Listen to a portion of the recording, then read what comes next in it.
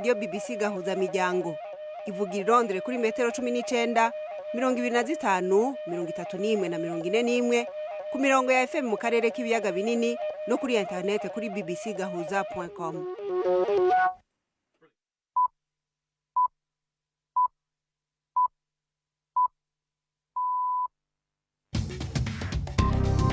Uni saha 10 n'igice ku isaha mpuzamakungu ya GMT, isaha 12 n'igice mu Rwanda no mu Burundi, muri kumwe na Florentine Kwizera. Ndabaramukije mwese kandi ndabahaye ikaze mu kiganiro cacu cyo kuri uyu wa gatanu itariki 12 z'ukwezi kwa kabiri muri 2021. Mu ngingo zimwe zikigize abashinga amateka bumwe bwa Buraya biyamirije ifatwa n'irungikwa mu Rwanda rya Paul Rusesabagina, bagasaba yuko uwo muryango wokurikirana ko u Rwanda gubahirije amategeko n'agateka kazi na muntu. Iba nk'isi yose n'ikigega mpuzamakungu FMI byahebeye u Rwanda amwe mu madeni rwari rubifitiye agahinduka imfashanyo. Urunani rw'abashingwamanza bababuranira indishi mu Burundi, Justice for Burundi, biyamiriza ikwirikiranwa rya bagenzi babo mu rubanza rw'abagirizwa kuba barashatse gutembagaza ubutegetsi muri 2015 bakatiwe batahari. Abarundi barayamaze bati ibanga rirahebekwa. Nigeze ngira ubwana umutima wo gusura ko kazi ko nagira ni nk'umusoda bamuratsinze kuja ku rugamba watinya gupfa. Ego nivyo fise umuryango mugabo. Uyu ni Dr. Jean-Claude Minani, umuganga mu ntara ya Milan mu Butaliyano, avuga ku kuntu abaganga bavura iyi ngwara ya coronavirus nubwo nabo nyene itabagera umutwe. Ni mwagumana natwe kandi murumva ico tubahiciye mu mvo n'imvano yejo. Kino kiganiro gihagarikiwe na Jacques Niyitegeka.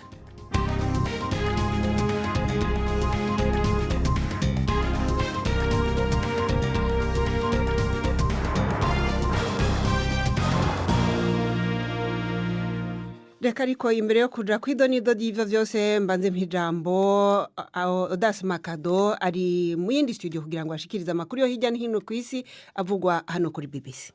Urakoze Florentine, ndabahe mwiriwe mwebwe mwese mudukurikira incamake ndayihere. Aho sentare nkuru yo mu Bwongereza yashinze ko abarimyi babanye Nigeria barenga 50,000 bashobora kwitwarira ihinguriro ry'ibitoro Royal Dutch Shell mu butungane bwo mu Bwongereza. Iyi ngingo ikurikiye imyanda imaze imyaka yanduza ubutaka n'umuyoboro w'amazi mu karere ka Niger. Uruganda Shell rwo ruvuga ko ari ugushaka kurucafuza. Shell ikabona ko urwo rubanza rutabwirizwa kumviririzwa hano mu Bwongereza. Abacamanza bo bavuga ko amategeko Shell igendera ko yubahiriza abanyenigeria. Uru rero ni urubanza rwa nyuma rubaye nk'icitegererezo cy'uko amashirahamwe mpuzamakungu ashobora kwishura ivyo akora hakurikijwe amasezerano ndengerambibe. Umurongozi w'ihuriro mpuzamakungu ry'abayahudi yagirije igihugu ca Pologne gushaka kubangamira abashakashatsi muri kahise kw'ihonyabwoko ryagiriwe abayahudi, avuga ko iyo ntumbero igana ku nzira iteye ubwoba. Ronald Lauder anarongoye icibukiro ca Auschwitz-Birkenau yasubiyemwo ivyo sentare yo muri Pologne yashikirije kuwa kabiri uheze. Iyo sentare yategetse abahinga mu bushakashatsi gusaba imbabazi ku vyafashwe nk'igitutsi kubijanye n'umukuru w'igisagara ca Pologne atakiriho, mugabo bagiriza ko yahemukiye abayahudi mu kubashora kuba nazi. Ronald Lauder yavuze ko iyo ngingo ya sentare igamije gusubiza inyuma akahise uravyaho imigenderanire y'ico gihugu ca Pologne n'umuryango w'abayahudi wari ugeze iki gihe. Umushikiranganje w'Uburusiya ajejwe imigenderanire y'ico gihugu n'amakungu Sergei Lavrov yavuze ko Uburusiya bwiteguye guhagarika imigenderanire n'umuryango w'ubumwe bwa Buraya hamwe uwo muryango ufatira Uburusiya ibihano. Ubumwe bwa Buraya bwashikirije ko uwo mugambi ushoboka bufatiye kwifungwa ry'indongozi mu batavuga rumwe na leta y'Uburusiya Alexei Navalny yasubiriye kurengutswa mu butungano munsi. Ni inkuru ya Dani Alberhard mugezwa na Yvette Kabatesi. Isubiramo ry'amagambo ajyanye n'ibihano rirakomeza kwiyongera. Muri urwo rwego Sergei Lavrov yagize ati iyo ushaka amahoro utegura intambara. Yashimangiye ko Uburusiya budashaka kuba bwonyine, ariko ubwo ushinzwe politike y'ububanyi n'amahanga mu muryango w'Uburayi yakoreraga urugendo i Moscow mu cyumweru gishize, ibintu adakunda gukora, Bwana Lavrov yavuze ko Uburusiya bufata ibihano byahawe Alexei Navalny nk'ibinyuranije n'amategeko. Bwana Navalny uherutse gutabwa muri yombi yongeye kujya mu rukiko mu kindi kirego kijyanye no gusebya. Yihanye umucamanza avuga ko abeshya ku bijyanye n'impamvu itangazamakuru rya leta ryagaragaje amashusho y'urubanza rwe, nubwo hari icyemezo cy'urukiko kibuza kuhafatira amashusho ya video. Ni BBC mukurikira aho no mu ntara ya Kivu.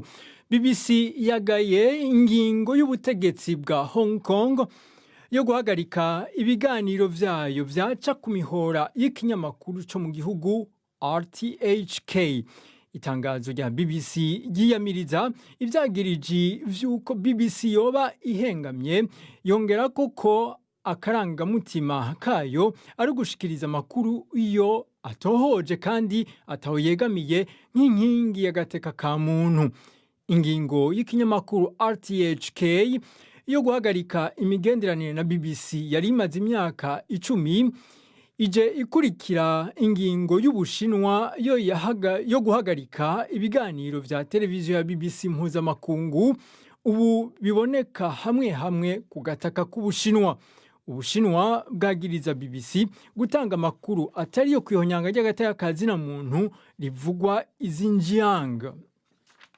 Inama yihuta y'ishami rya ONU y'agateka ka zina muntu yatangujwe uno munsi Geneve mu Busuwise, itangura yishimitse itembagazwa ry'ubutegetsi riheruka kugirwa n'igisirikare mu gihugu ca Myanmar. Irishirahamwe rya ONU nako muntongira ishami ry'ishirahamwe rya ONU ryasavye ko hafatwa ahubwo ibihano vy'ubutunzi, hagahagarikwa no gushora ibigwanisho muri ico gihugu. Abagira amatohoza b'iryo shami ry'agateka ka zina muntu barankiwe gushika i Myanmar, bavuze ko igihugu kigeze ahatemba.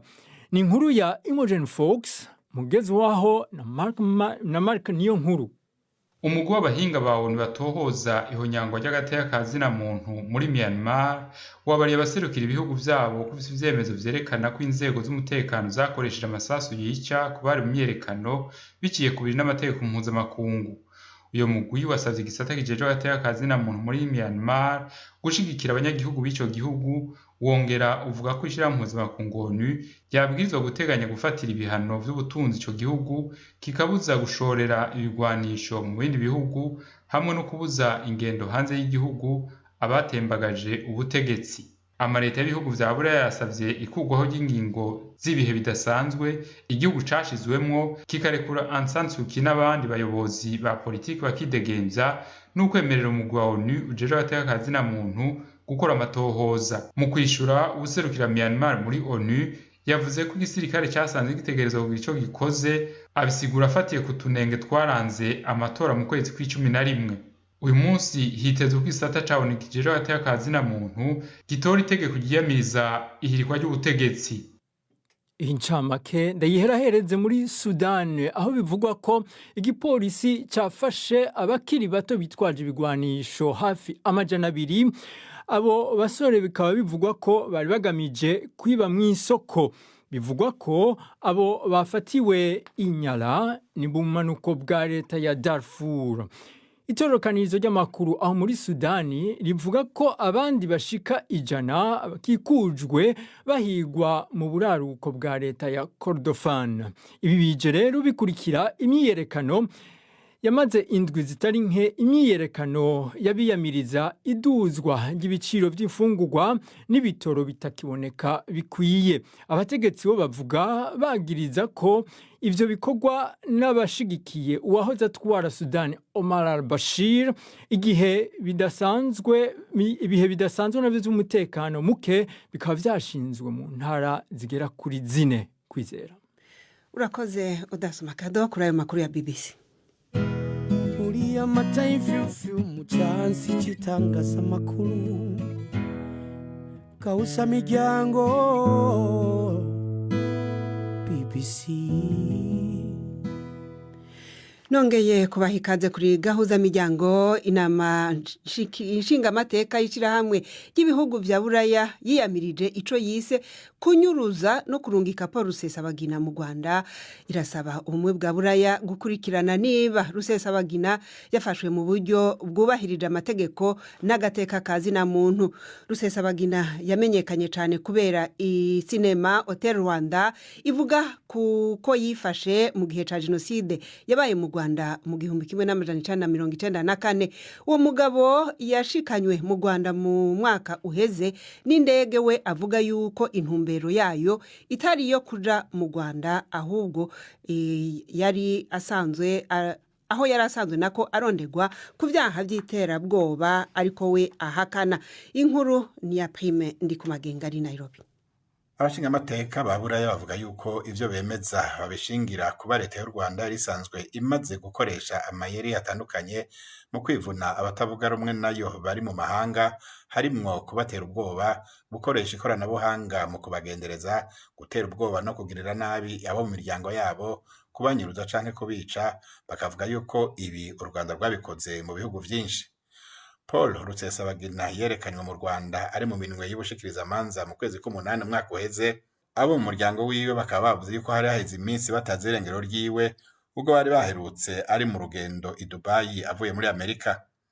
Abagize n'amashingamateka ya Buraya basaba yuko hakorwa iperereza rikwiye kandi ryigenga ku buryo Paul Rusesabagina yafashwe nuko yagejejwe i Kigali. Abo bashingamateka basaba ishirahamwe rya Buraya kugira ico rikoze ubwo nyene mu kuraba niba ifatwa hamwe n'urubanza vya Rusesabagina bikurikije amategeko n'iyubahirizwa ry'agateka kiwe nk'umwenegihugu w'ishirahamwe rya Buraya, kuko asanzwe afise ubwenegihugu bw'Ububirigi. BBC yagerageje kuvugana n'uruhande rwa leta y'u Rwanda ku vyavuzwe n'inama nshingamateka ya Buraya, ariko gushika ubu ntivyashobotse. Paul Rusesabagina yagirizwa ivyaha bishingiye ku bitero vy'inyeshamba za FLN z'umuhari mpuzamigambwe MRCD. Rusesabagina akaba yarasanzwe ari cegera c'umukuru wabo. Urubanza rwiwe mu mizi bitegekanijwe yuko ruzotangura kuwa gatatu w'indwiza. Prime Ndikumagenge, BBC Gahuza Miryango, Nairobi. Arakoze Prime Ndikumagenge. Nkuko mvyumvise rero twagerageje kumva ico u Rwanda ruvuga kuri ayo majambo y'abashingamateka bumwe bwa Buraya, ariko rero ntivyadushobokeye. Imbere yo kugaruka ku makuru yerekeye u Rwanda, tubanze tubabwire ku makuru y'u Burundi, aho inyuma yaho sentare nkuru y'igihugu ihanishirije ibihano binyuranye abantu 34 bagirizwa uruhara mu gushaka gutembagaza ubutegetsi bwa nyakwigendera President Pierre Nkurunziza. Urunani rw'abunganizi mu mategeko rurimwo abarundi Justice for Burundi muri yindwi rwarasohoye urwandiko rugaragaza ko urwo runani runegura uko urubanza rwaciwe. Iyo nyandiko rero ivuga yuko urwo rubanza rwaciwe abaregwa batari mu gihugu, rukaba ngo rwari rushingiye ku mpamvu za politiki. Abo bunganizi bakaba bavuga yuko bagiye kwitura ubucamanza bwo mu mahanga kugira ngo barenganure abahanywe na sentare yo mu Burundi. Navuganye na Maître Lambert Nigarura ari muri urwo runani, atangura kumbwira ico batashimye muri urwo rubanza. Tunegura ko urubanza rwaciwe rukacibwa rutaburanye. Nivyo amategeko aratekanya yuko ashobora kuba urubanza nk'ubwo mu gihe abakekwa ko icaha baba batari hafi cyangwa baboneke.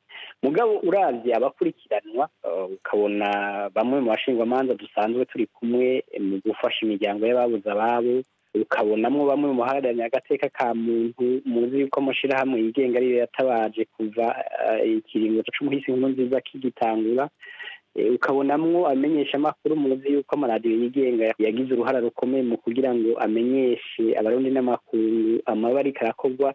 Urabonamwo ko atari inzira y'ubutungane, ari inzira y'ukuzivya, ukuburagiza abantu bose bagize ico bavuga, baciye kubiri n'umugambi w'umuhisi Nkurunziza n'umugambi w'iko butegetsi. Ntushobora gucira urubanza rungana kurya abantu batisiguye, atani ivyemezo bigaragara werekanye byotuma bacira urubanza rumeze kurya. Ko umenga benshi mu bavugwa muri uru rubanza baja baragiye hanze y'igihugu, ubutungane ikindi bwari gukora n'ikihe batitavye? ega umuntu ashobora kwibaza ati mbega none ni kubera iki bagiye hanze. Bamwe bagiye hanze bariko bahigwa bunyamaswa ngo bicwe, hari abatagiye barishwe. Muribuka umumenyeshamakuru wo mu kimenyeshamakuru iwacu, muribuka uwo muharanira agateka ka muntu muri Giteka. Umunsi hoba hariho ubutungane bwigenga, umunsi umutekano w'umwe wese woba wubahirijwe, urwo rubanza rukaba ido n'ido, boheza bakabura. Ni urubanza rwa politike rufise intumbero yo kuvuragiza abantu bariko batabaza, bariko bavuga ibitagenda neza mu gihugu. Ko mwebwe mubona ari urubanza rwa politike, mwarunguruje kugira ngo kumbure ubwo butungane mu nyakuri bushobore kuboneka? Kugira ngo umuntu yunguruzwe nuko aba yamenyesheje urubanza, ivyo navyo biriko birigwa ku buryo bikenewe yuko hashobora kunguruza urubanza kugira ngo bigaragare yuko aho hari ubutungane bwigenga. Kugira bunguruze urubanza nuko mu gihugu abatayungururizo ririmwo, canke mu gihe haba hariho umutekano muke, atavyo guheza urubanza mu gihugu bishoboka. Igihambaye nuko leta, naho muguma mubivuga gutyo, ubutungane bw'u Burundi bwaraciriye urubanza aba bantu, ni ukuvuga ko urubanza rurahari, igisigaye abatarushimye, igisigaye kuba rukunguruza. Ivyo ntibirakorwa, muga nta mwanya uratakara, ariko bizokorwa bazokwitura ubutungane bushobora kubatunganya. Ubutungane bw'u Burundi nibwo bwaciye urwo rubanza, nta bwigenge bufise, ntaco kwitura ku butungane bw'u Burundi mu gihe ari ubutungane mpuzamakungu n'ubutungane bw'akarere. Ariko twihweje ukuntu inzego za sentare zikora mu Burundi, uru rubanza rwari rugifise iyungururizo mu gihugu, sivyo? Ego, urubanza rwaciwe ubwa mbere, ivyo bita premier degré. None izo zindi inzego mwariko muravuga zo hanze zirashobora kwakira urubanza rutaheze mu gihugu? Yego, ivyo birabaho, biratekanijwe mbere n'amategeko. Hariho ivyerekana yuko uheza urubanza mu gihugu bidakunda biciye ku mvo z'umutekano canke ubwigenge butagaragara mu gihugu, bigatuma ushobora kwitura amasentare y'akarere canke mpuzamakungu. Maître Lambert Nigarura. Iyi ni BBC gahuza miryango, tugeze ku isaha imwe buri munota 13 mu karere k'ibiyaga binini.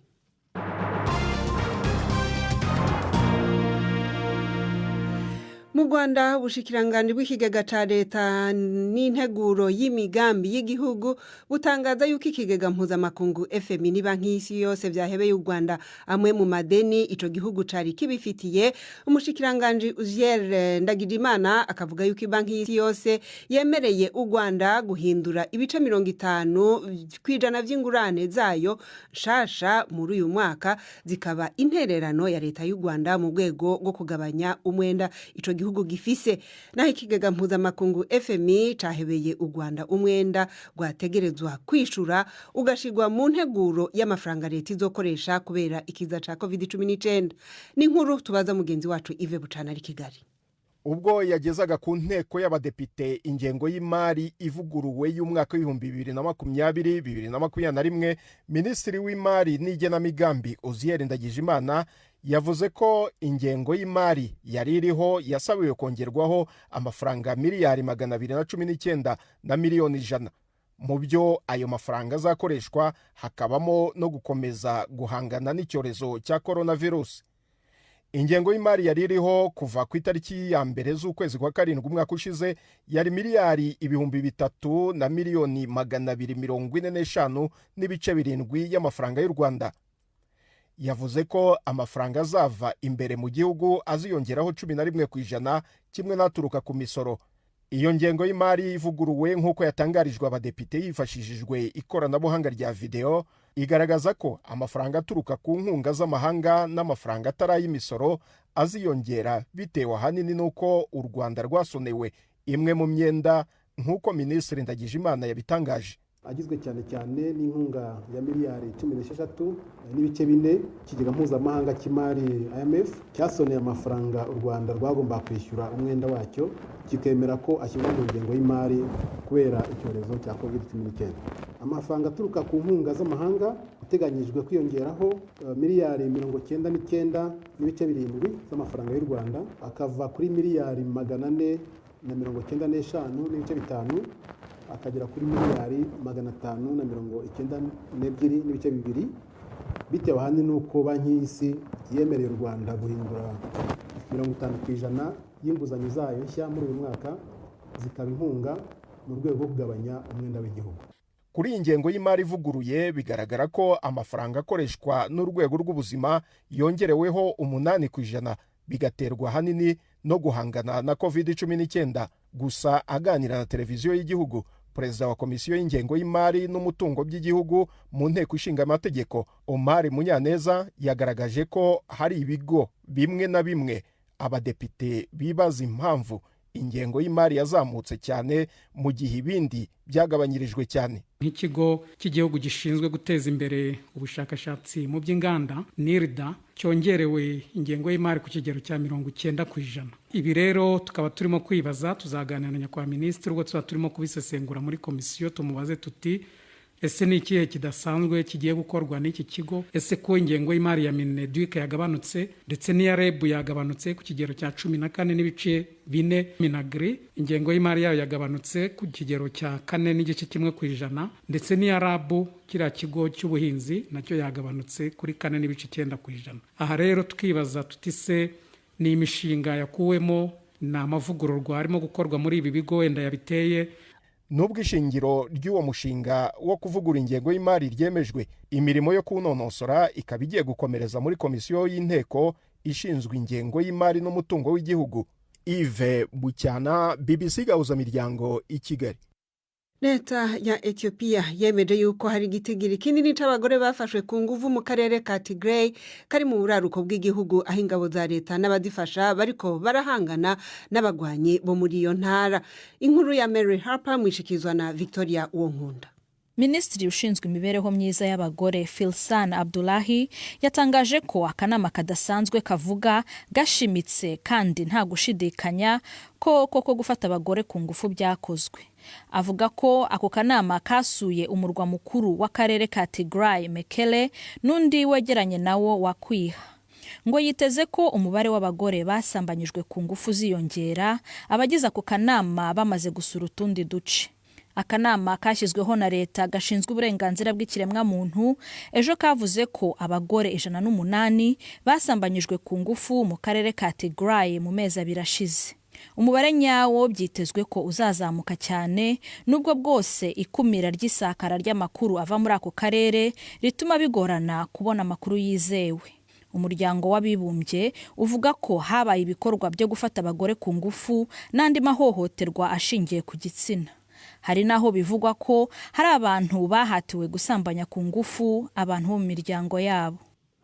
Unaho Fanaga Kwaya abararikira imvo n'imvano. Imvo n'imvano Florentine, abatwumva baribuka ko kuwa gatanu w'icyumweru gishize twabagejeho amakuru yagaragazaga imihango yabaye mu Burundi yo kwibuka imyaka 30 ishize abarundi batoye amasezerano y'umwe bw'abarundi. Rero nyuma yaho habayemo ubwicanyi, habaho inzangano zirakomeza kuba. Turacukumbura rero mu mvo n'imvano ese byatewe n'iki. Hanyuma abatumire bacu bivugira ubwabo ko ari indyamunyu, bavuga yuko ikibitera kigomba kugaragazwa mu buryo bugiye butandukanye, bari buze kuza kubivuga, ariko bagatanga n'umuti kugira ngo ubutegetsi bw'ubu ngubu buriho bushobore kongera gusubiza amasezerano y'ubumwe mu gitereko abarundi batekana. Urakoze Fere na Hejo. Umusirikare ngo ntatinya gusubira ku rugamba ngo nuko yahakomerekeye. Ayo n'amajambo ya Dr. Jean-Claude Minani, umuganga umwe mu bantu ba mbere banduye ingwara ya coronavirus igishika mu Butaliyano, kimwe mu bihugu vyakozwe ko cyane n'iki kiza ca coronavirus. Nubwo nawe ubwiwe yayigwaye ngo ntiyatevye gusubira gutabara abagwayi agitora agatege. Twaravuganye rero ambwira ivyo bihe yaciyemo. Iyo nagize Imana batubwira hakiri kare, ndamya ko nagwaye, ndagenda muri guma mu rugo muri isolema. Byateye ubwoba kandi numva abagenzi bamwe ko baremvye babajanye mu bitaro, abandi ko bajanye muri reanimation. No muri iyo guma mu rugo no kuvuga muri kumwe n'umuryango, nimba mufise umuryango. Je nakwe na madamu n'abana, na madamu yabaye positive, yarafashe nawe nyene natagize imizi komeye, nawe nyene namupimishije. Ariko rero umuntu yafashe icumba ciwe, turambara ubufukamunwa, turagira ante, ariko ubwo ntibwaba buragira uti mbasha buraca buce byanse ko mpema ko ikimenyetso ca mbere cyangwa umuntu ahema bimugoye ubwo umuntu yarabugumana agira ati umwanya wari wo wose ushobora gukomera nk'umuganga uri muhira ko utabona abagwayi uko ibyumva uri mu nzu wimbirana ibintu bisanzwe cyangwa bizakurengana ushobora kubona ingene bigoye usubije ku kazi usubije ku rugamba ukaraba ingene abagwayi bamerewe niwe usugira uti aho Imana yarandokoye. Ivyabagoye gufata icemezo co gusubira ku kazi mumaze kurusimba? Nigeze ngira ubwana umutima wo gusubira ku kazi kuko nagira nti ni nk'umusoda bamuratsinze kuja ku rugamba watinya gupfa. Ego nivyo mfise umuryango mugabo uko imiti yagiye iraja imbere niko n'ingwara yagiye iramenyekana ko ntubayikingira gusumba kwambara ubufukamunwa neza butandukanye urabona ko ari ubugurisha urugikare buri ubwoko bwinshi bukomeye gusumba. Hama ikindi cyaho nkora novuga ko abarenga igice bari bamaze gufatwa bari bagwaye abaganga n'abaforoma harimo nje nkaho nkora mu baganga bashika kuri 8 hasigaye 2 gusa batagwaye 6 bose baragwaye.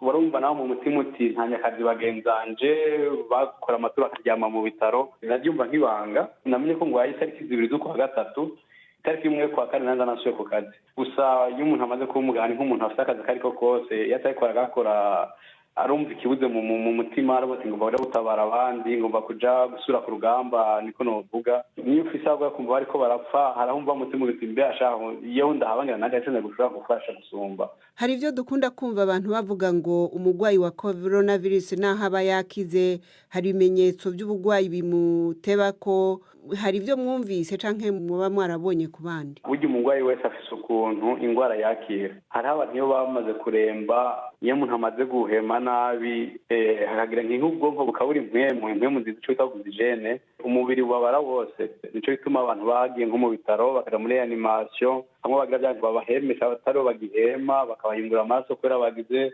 insuffisance renale bagaca mu bintu byinshi bashobora kubavyura ico gihe ingaruka nazo nyene ku mwanya muremure niniya ingorane neurologique zijanye n'imitsi gusubira gutambuka gusubira kubuhema neza amahaha cyane cyane abantu bagiye mu bitaro umwanya muremure usanga gusura ku nivo bariko birafata umwanya ivyo biva n'umuntu aho yagwaye gushika.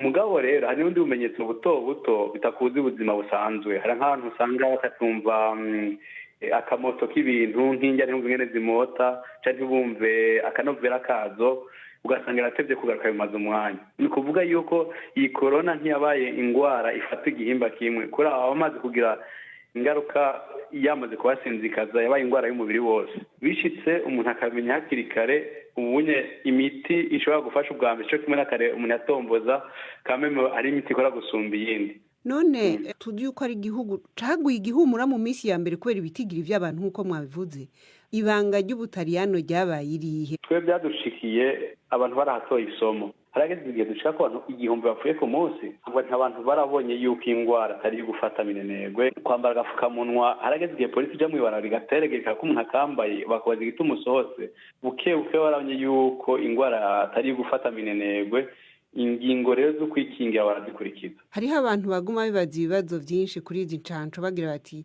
zishobora kuba zifise n'ingaruka zishobora gukurikirana umuntu mu ruvyaro rwiwe. Umuntu yashatse kurondera akanenge mu kintu agatora mu bintu byinshi ariko novuga nti ijya paracetamol tunywa kiye kinini cy'umutwe n'indazi ikintu kigize 100%.